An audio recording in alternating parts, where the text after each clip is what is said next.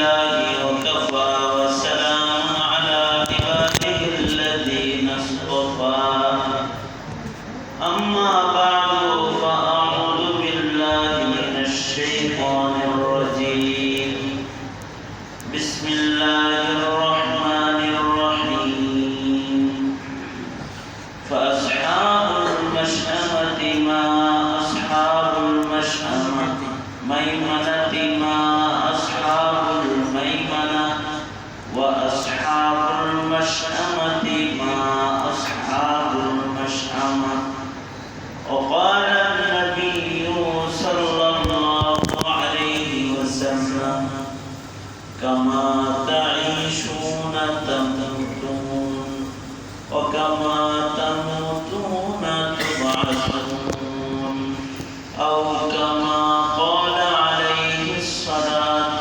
والسلام اللهم صل على محمد وعلى آل محمد كما صليت على إبراهيم وعلى آل إبراهيم إنك حميد مجيد اللهم بارك على محمد وعلى آل محمد كما باركت على إبراهيم وعلى آل إبراهيم إنك حميد مجيد الحمد لله বয়স্ক কোরআনে কারীমের একটা কোর্স কমপ্লিট হয়েছে দোয়া এবং যারা এই কোর্সে অংশগ্রহণ করেছে তাদেরকে পুরস্কার বিতরণ মসজিদের ভেতরে একটা ইসলাহি মাহফিল দোয়া মজলিস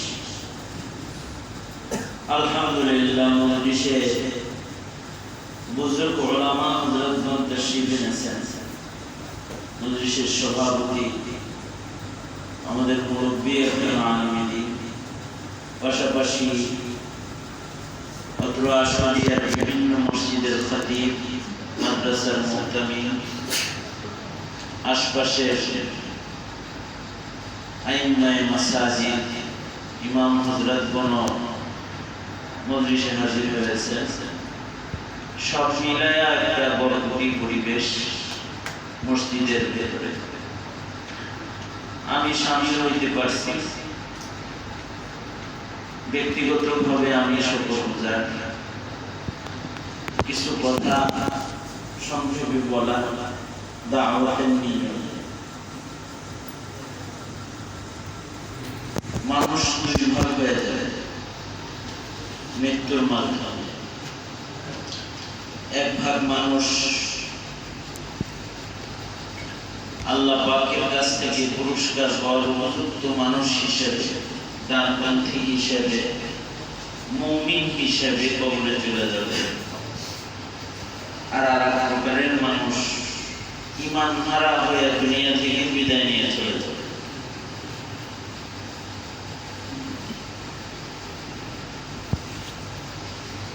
যারা ডানপন্থী হয়ে কবরে গেল ঈমানদার হিসেবে মুসলিম হিসেবে এরা মঞ্জিলে মাকসাদ জান্নাতে পৌঁছতে পারবে আশা করা যায় আর যারা বামপন্থী হয়ে যাবে বামপন্থীদের ভেতরে কিছু আছে নিকৃষ্ট বামপন্থী অর্থাৎ তারা বেঈমান ঈমানই নাই মৃত্যুর মাধ্যমে নিকৃষ্ট জায়গা জাহান্নামে তাদেরকে পৌঁছতে হবে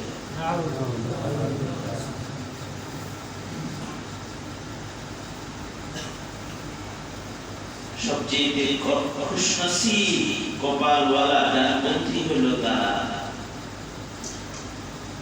যারা আওলাদে মুসলিমিন আওলাদুল মুসলিমিন আতফারুল মুসলিমিন যারা মুসলিম হিসেবে জন্ম নিয়েছে এবং তারা মুসলিম হিসেবে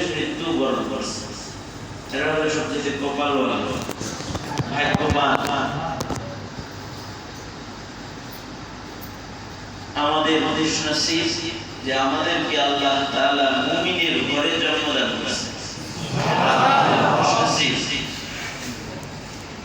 এই নসিব মূল্যায়ন হবে তখন যখন আমাদের মৃত্যুটাও ঈমানের সাথে হবে, মুসলিম হিসেবে হবে। বহুত মানুষ আছে যাদের জন্ম ঈমানদার হিসেবে হয় কিন্তু মৃত্যু তাদের বামপন্থী হিসেবে হয়। বহুত আছে। মুসলিম ঘরে জন্ম কিন্তু নাস্তিক ঘরানায় মৃত্যু, মুসলিম ঘরানায় মুমিনের ঘরানায় জন্ম কিন্তু ইহুদি নাসারাদের ঘরানায় মৃত্যু। অনেক আছে। আমার সাথে একজনের দেখা হয়েছে হজের সফর থেকে ফেরার পথে, বিমানের উপরে আমার খেদমতে ছিল, ওর নাম আলী। আমাকে এসে জিজ্ঞেস করতেছে, তুমি কি সুন্নি মুসলিম? আমার দাড়ি ধরে বলে, সুন্নি মুসলিম। তুমি সুন্নি মুসলিম? না, তবে আমার দাদা সুন্নি মুসলিম। ও বলে যে আমার দাদা মুসলিম, বাবা মুসলিম ছিল কিন্তু মা খ্রিস্টান।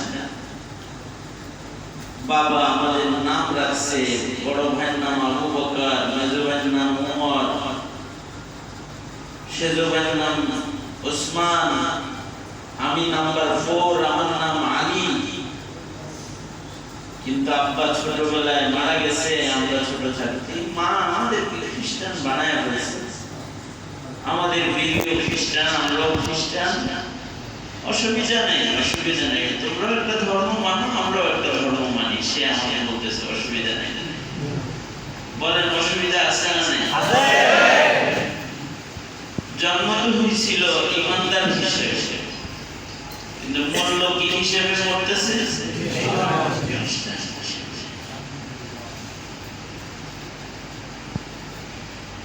এজন্যে প্রজন্মের মুসলমান মুমিন যারা, এদের মৃত্যুটা যেন সুন্দর হয় এটা কামনা করা। কারণ হাদিস শরীফে আছে আল ইবরাতু বিল খাওয়াতিম, শেষের উপরে নির্ভর করবে পরের সময়গুলো। যে মরবে যেমন, তার কবর হবে তেমন, হাসর হবে তেমন, মৃত্যুটা ভালো হওয়া চাই। এই জন্য আল্লাহ রাসূল দোয়া করতেন, আমাদের দোয়া শিখিয়েছে আল্লাহর কাছে দোয়া করার জন্য আল্লাহ তাআলা মুসলিম হিসেবে মৃত্যু দান করেন। আল্লাহুম্মা আহইনি মুসলিমান ওয়া আমিতনি মুসলিমা, আল্লাহুম্মা আহইনি মুসলিমান ওয়া আমিতনি মুসলিমা। হে আল্লাহ, আপনি আমাকে এত মানুষ যাবেন কি আপনারা? এদিকে তাকান। আল্লাহ, আপনি আমাদেরকে মুসলিম হিসেবে বাঁচায় রাখেন, মুসলিম হিসেবে মৃত্যু দান করেন। এটা দোয়া। কারণ মুসলিম হিসেবে যদি মরণ না হয় তাহলে তো বিপদ।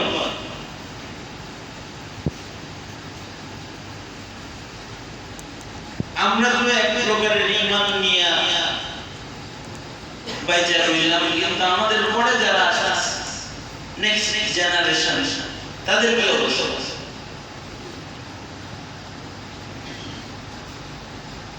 তারা তো ঈমানও চিনতেছে না, ইসলামও চিনতেছে না, ধর্ম কি জিনিস চিনতেছে না, কোনটা শিরক কোনটা কুফর এটা বুঝতেছে না, কোনটা বিদআত কোনটা সুন্নাত এটা চিনতেছে না। এদের শেষ অবস্থাটা কি হবে?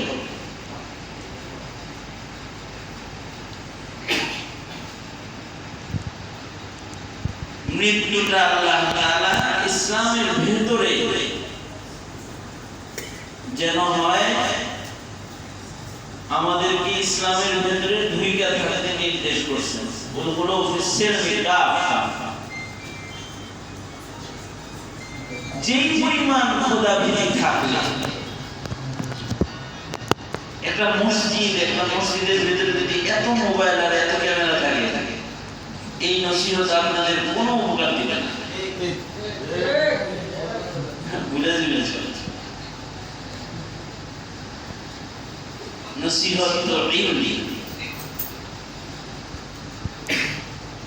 নসিহতটা যিনি করে আর যারা শোনে, এরা উভয়ই যখন আমলে রূপান্তরিত করবে তখন এটা ইলমে দ্বীন হবে। আর যদি আমল না হয় তাহলে এটা মালুমাত হবে। মালুমাত দিয়া নাজাত পাওয়া যায়, ইলমে দ্বীন দিয়া নাজাত পাওয়া যায়। মালুমাত অনেক খ্রিস্টানের অনেক বেশি আছে, কিন্তু ইলমে দ্বীন অনেক সময় 3 দিন 7 দিন এক চিল্লা লাগাইছে এমন মুমিনকে আল্লাহ তাআলা ইলমে দ্বীন দান করেন। তার ভিতরে আমল করার যোগ্যতা আছে, তো ওই 6 উসুল শিখে 6টা কথা, এইটা তার এত দামি ইলমে পরিণত হয় যে এটা তাকে জান্নাত পর্যন্ত পৌঁছায়। অনেক শুনলেন, ঘন্টার পর ঘন্টা শুনলেন, কিন্তু কোন মানার মাত্রা নাই।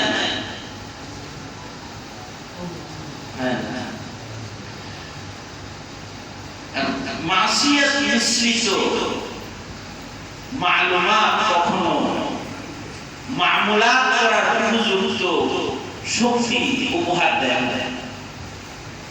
শুনবেন কিন্তু ভুলে যাবেন।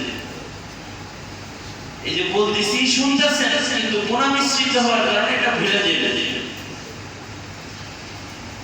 ইমাম শাফিঈ রাহমাতুল্লাহি আলাইহি নুনার উস্তাদ হযরত ওয়াকি রাহমাতুল্লাহি আলাইহি যা বলছিলেন, আমি তো পড়ি অনেক, শিখি অনেক, কিন্তু ভুলে যাই, মনে থাকে না।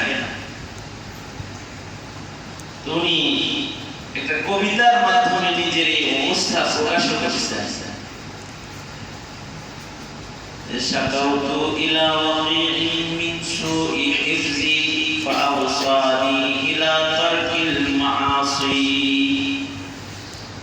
আমি আমার উস্তাদ হযরত ওয়াকি এর কাছে শিকায়ত করেছি যে আমি পড়ি, ইলম হাসিল করি, কিন্তু এগুলো ভুলে যাই, মনে থাকে না।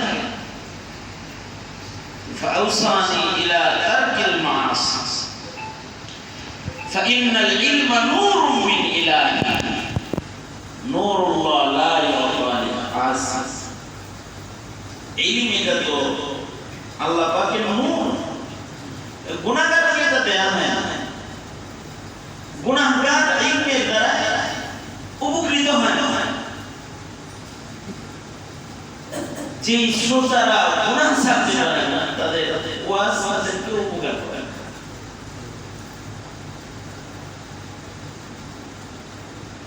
যে জাননেওয়ালা মানুষটা গুনাহ ছাড়তে পারে না, এই জানা জিনিস তাকে জান্নাতে পৌঁছায়।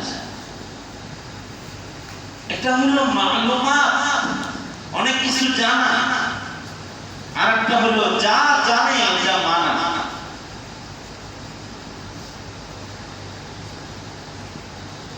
ইহুদিদেরকে এত বেশি ইলম দেওয়া হয়েছে যে কিয়ামত পর্যন্ত ইহুদি নাসারা এদের ইলম থেকে মুসলমানরা উপকৃত হয়ে থাকে।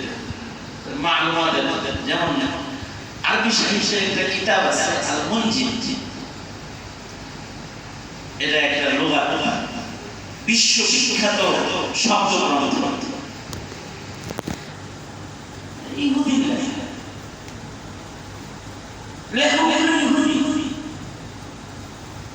এমন কোন মাদ্রাসা নাই যে মাদ্রাসায় এই লুগাতটা নাই, বড় লুগাত, যত্ন সহকারে কিনে আয় না কোরআন বোঝার জন্য এটা খুলে হাদিস বোঝার জন্য এটা করে লেখককে মুসলিম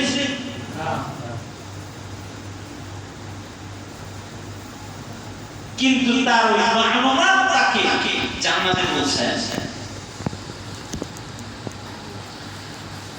এখানে সোয়া লাখ সাহাবী সবাই বড় বড় আলেম ছিল, কিন্তু তাদের তাকওয়া, তাদের ফাহাম কামেল পরিপূর্ণ ছিল। জানছে অর্থ কিন্তু এটা মানছে। ইমাম মালিক রাহমাতুল্লাহি আলাইহি বলেন, লাইসা আল-ইলম বিকাসরাতির রিওয়ায়া, অনেক রিওয়ায়াত জানার না, অনেক শব্দ জানার না, অনেক নুসুস মুখস্থ করার নাম ইলম, বরঞ্চ ইলম হলো যেটা আল্লাহ তাআলা বান্দার কলবের ভিতরে দান করেন, আল্লাহ পাকের পক্ষ থেকে নূর হিসেবে যে নূর তাকে আল্লাহ পর্যন্ত পৌঁছায়, ওইটা হলো না। অল্প কথা হলেও হয়, ঘটার পর ঘটনা শোনা জরুরি, খুব অল্প শুনছে কিন্তু এটার উপরে আমল হয়েছে, এটা তাকে আল্লাহ পর্যন্ত পৌঁছায়।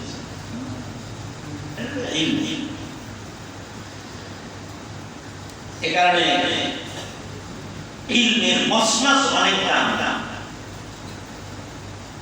মাজলিসুল ইলম অনেক দাম, মাজলিসুল উলামা অনেক দাম।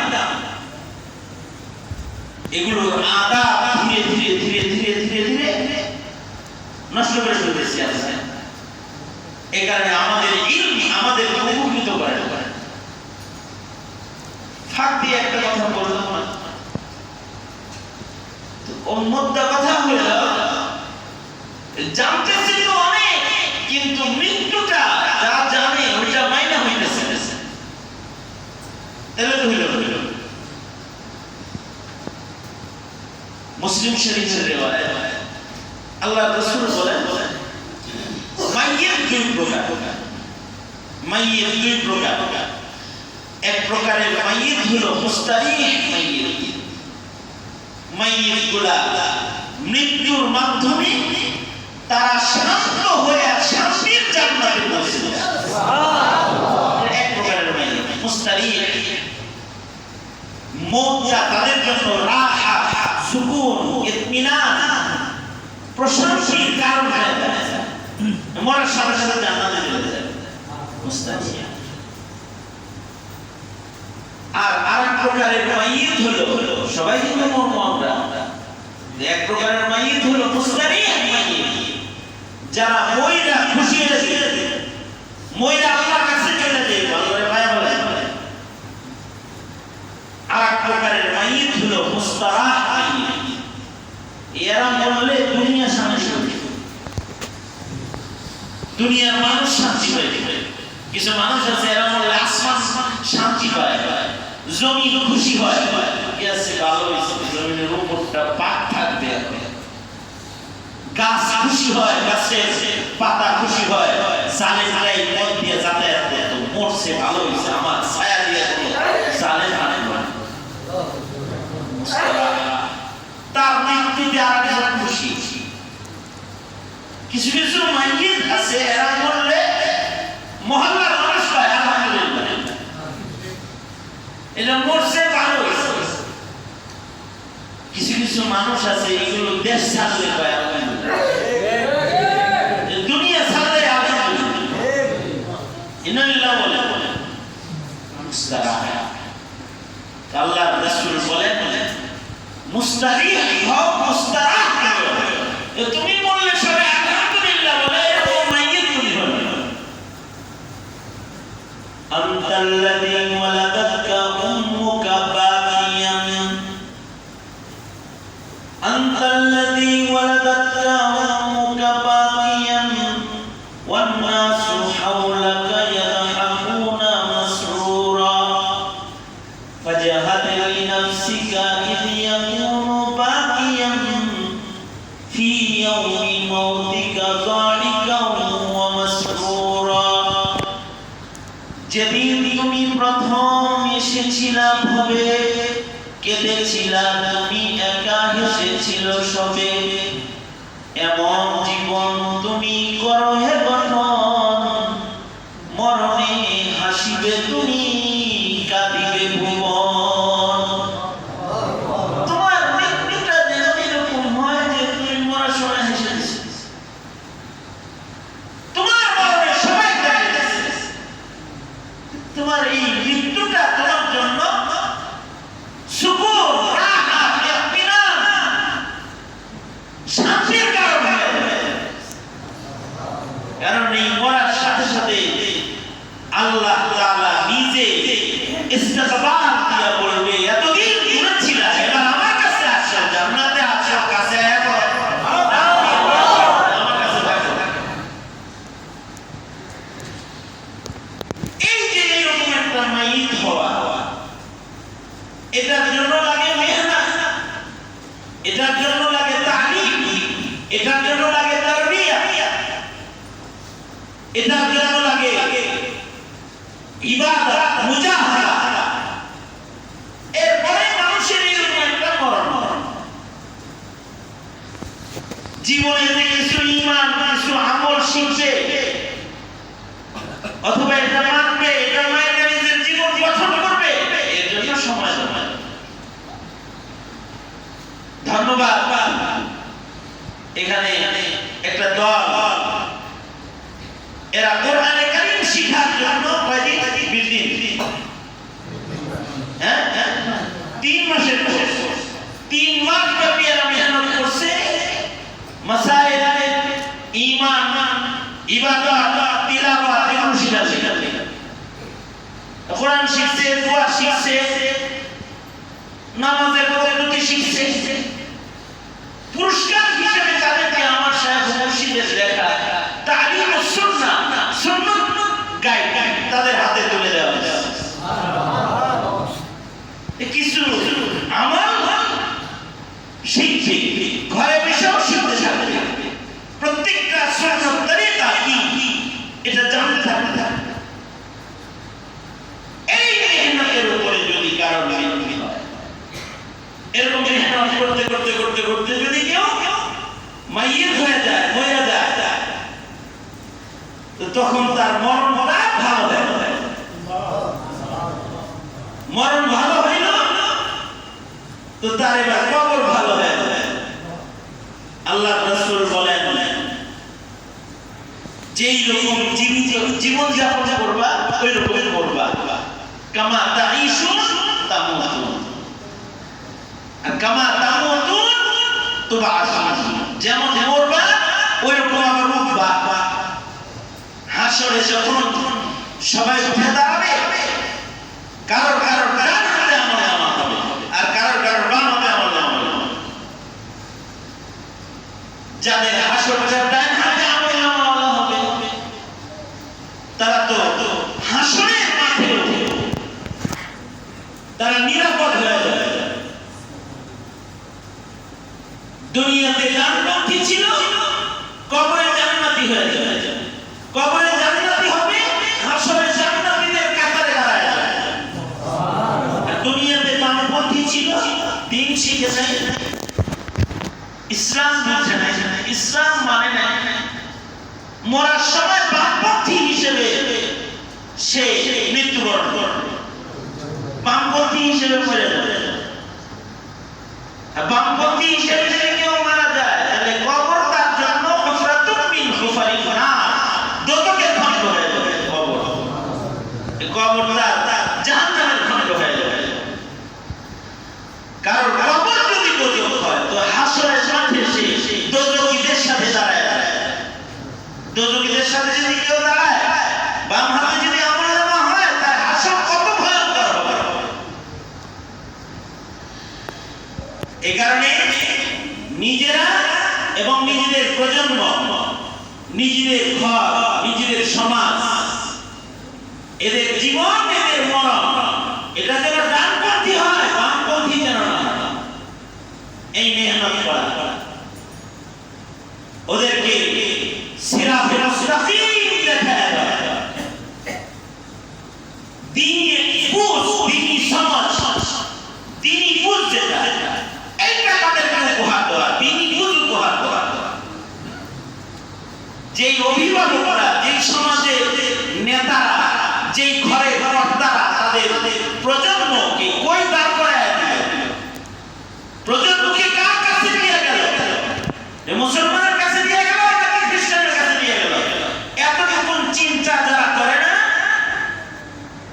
এরা সমাজের নিকৃষ্ট অভিভাবক।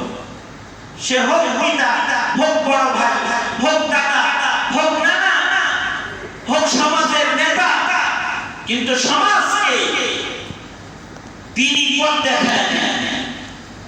সামনের প্রজন্ম যারা, তাদেরকে তিনি রাস্তায় দাঁড় করায় দেয়। তো সে নিকৃষ্ট, অভিশপ্ত।